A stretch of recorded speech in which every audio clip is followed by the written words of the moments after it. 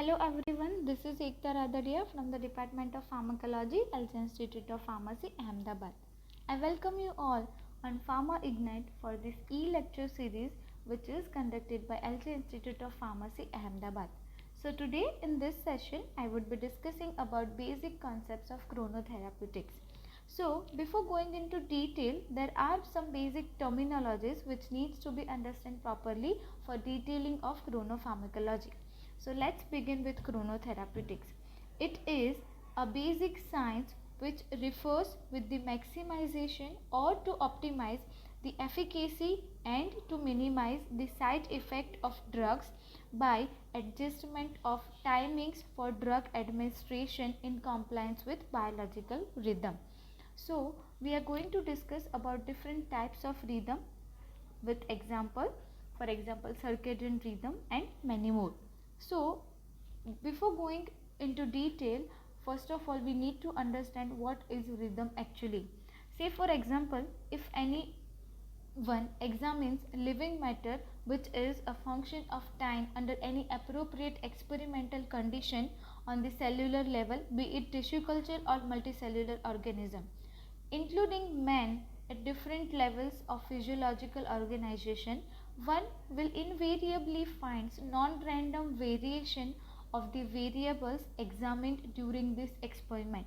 So many of these observations might be time dependent changes which reoccur in regular intervals, and thus these represent rhythms which are to a certain degree predictable in terms of time.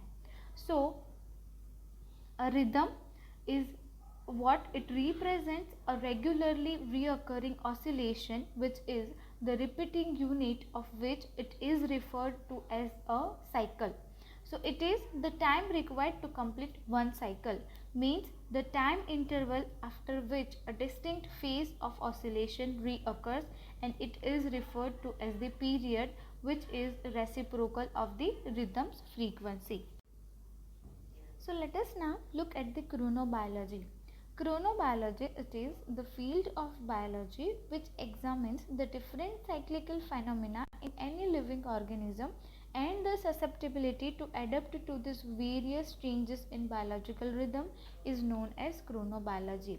So there are various different types of biorhythms which are classified under different types.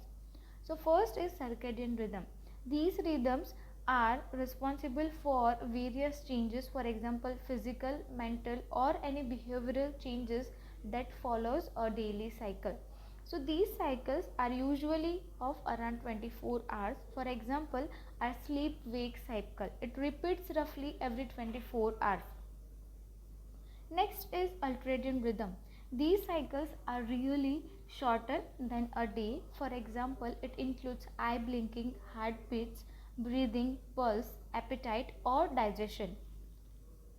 Next is infradian.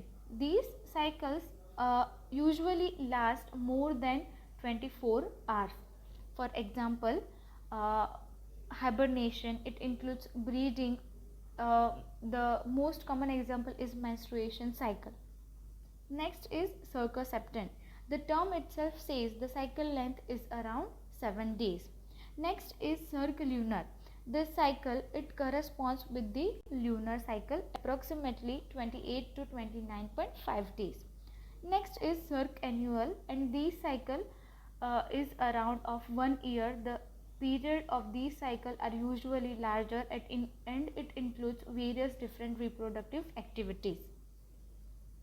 Now let us talk about circadian rhythm. This word is derived from the Latin word circa, meaning about, and diem, it is meaning of a day. So it is maintained by two different clocks, which is central and peripheral. So both of these clocks, they do have some rotational roles in the maintenance of rhythmic variation. So circadian rhythm, in which the cycle is about 24 hours, it regulates many functions in humans, and it is regulated by two factors, which is melatonin and hypothalamo pituitary adrenal axis. Now hypothalamo pituitary adrenal axis is a set of complex which is responsible for direct influence and feedback interaction among three components. First is hypothalamus, the pituitary gland, and adrenal gland.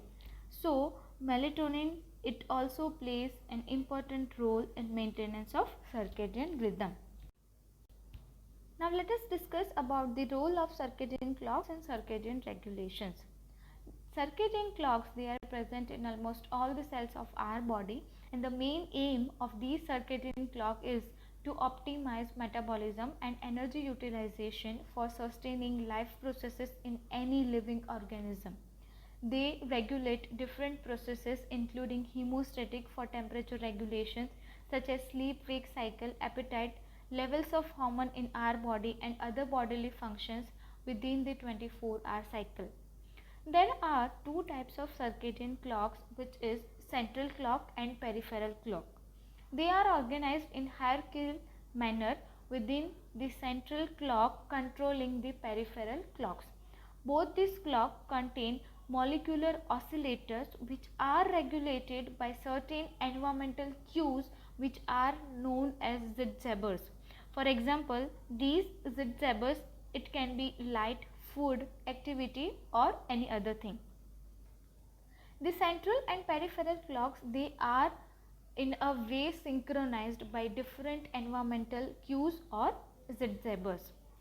Now next is role of melatonin in circadian regulation.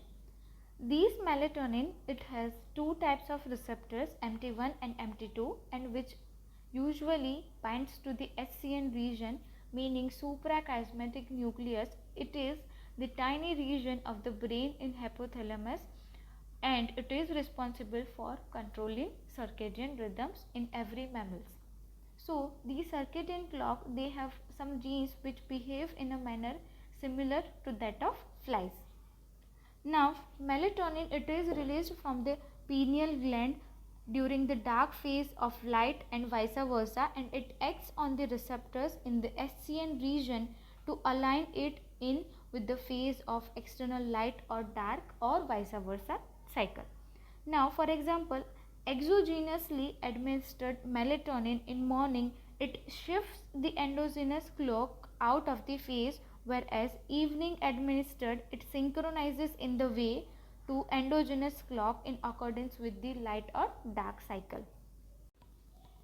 Now it comes the role of HPA in circadian regulation. As we have discussed that there are two types of circadian clocks, central and peripheral.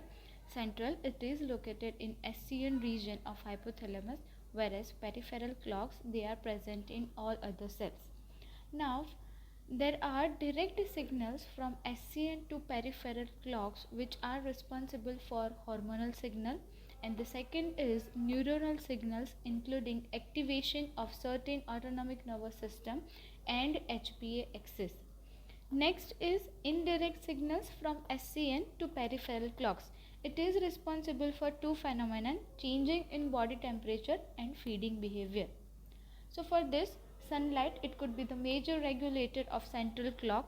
So whenever sunlight falls on the retina and the signal is transmitted to the SCN via the retinohypothalamic tract, it is responsible for various different regulations which are generated by direct and indirect signal from the SCN via peripheral clocks. So these direct signals, they can be relayed on neuronal networks and through normal hormonal signals, for example cortisol. And the indirect signals, they can be relayed on SCN on peripheral clocks by producing changes in body temperature and behavioral temperature. So HPA axis, it plays important role in synchronizing the peripheral clocks with the central clock.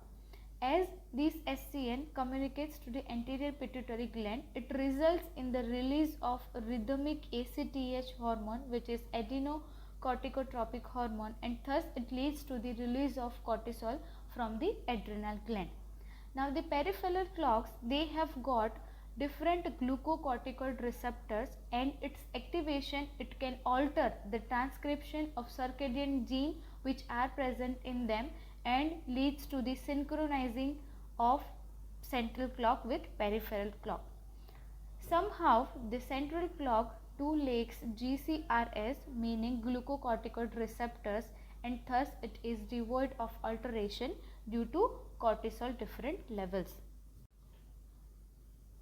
Now let us discuss about chronopharmacology. Chronopharmacology, it deals with the different biological rhythm dependencies of drugs in respect to their pharmacological effects. Now these pharmacological effects, they do have two different types of aspects, which is chronokinetics and pharmacodynamic of any drugs in both human beings as well as in animals, and they are divided into three different approaches, which is chronokinetics, chronoaesthetic and chronotherapeutics. So first let us discuss about chronokinetics. Now chronokinetics, it deals with the pharmacokinetic parameters such as ADME properties, which is absorption, distribution and metabolism, and excretion process in different circadian variations. Now this chronokinetic information, it can be used in choosing the proper timing of drug administration to optimize the efficacy of drug therapy. Now the circadian rhythm in absorption, it depends on really different parameters which is responsible for regulation of drug absorption as well as bioavailability. For example, gastric acid secretion, gastric motility, gastric emptying time and GI blood flow exhibit, which represent circadian variations.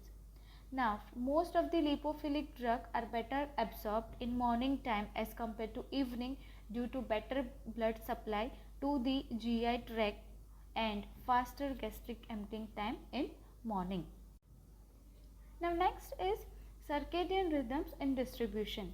Now distribution of a drug, it depends on various factors such as body size, body composition, blood flow, protein binding and membrane permeability, which mainly responsible for blood flow and protein binding, which shown to have causes circadian variability. Blood flow is regulated by the activities of autonomic nervous system with more prevalent diurnal effect of the sympathetic system, and hence the blood flow increases during daytime due to predominant activity of sympathetic system, and it decreases at night due to the lower sympathetic activity. Now next is circadian rhythm in metabolism. Now hepatic drug metabolism, it depends on the various factors including activity of metabolizing enzyme or hepatic blood flow or both of them, which exhibit circadian variations. All the phases of drug metabolism are under circadian control. Both microsomal and non-microsomal enzyme, it exhibits circadian variations. Now these circadian variations in the hepatic blood flow, it affects the metabolism of drugs, for example propranolol, or the oxidative microsomal reactions, it reaches their maximum activity during the day and lowest during the night. On contrary, sulfate conjugation reactions are much faster during night as compared to day. Now last approach is excretion, circadian rhythms in excretion. Renal excretion, it depends on renal blood flow, glomerular filtration rate, tubular secretion and urinary pH. Now GFR, which is glomerular filtration rate, it is maximum during midday and minimum in the night, and urinary pH is acidic in evening and alkaline in the morning. Chronoaesthetic, it deals with the different parameters of rhythmic changes in accordance with susceptibility and sensitivity of any target system to a drug. Now next is chronotherapeutics. As we have discussed, it is the basic science which deals with the optimization or to maximize the efficacy and to reduce the side effect of drug in adjustment with administration of drug timings in compliance with biological rhythm. Now as we move on to the advantages, these therapy do have advantages. First is to reduce the side effect or adverse effect of any therapy. Next is to optimize the drug therapy. Next, to control the timings for the different drug administration and to increase the efficacy. There are certain limitations of these therapy, including inter-individual variation, means that different patients, they have got the different circadian rhythms or different cycle on the basis of the particular individual pharmacokinetic or dynamic parameters. So to design any common dosage form, it's really difficult, and it is difficult chronotherapeutic delivery form. Next is interspecies variation in a diurnal cycle.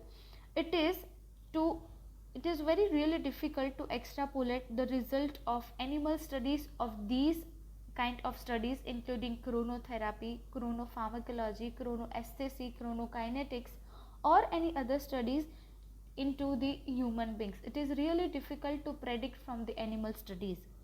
And next is the increased cost of these trial, which includes certain parameters, for example sample size, the duration of study, or cost of trial.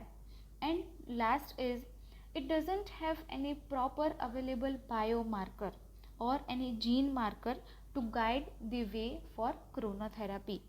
So this was all about the basic concepts of chronotherapy. I hope all of you have enjoyed this lecture, and I would like to request all of you to please subscribe our YouTube channel Pharma Ignite for more videos. Thank you.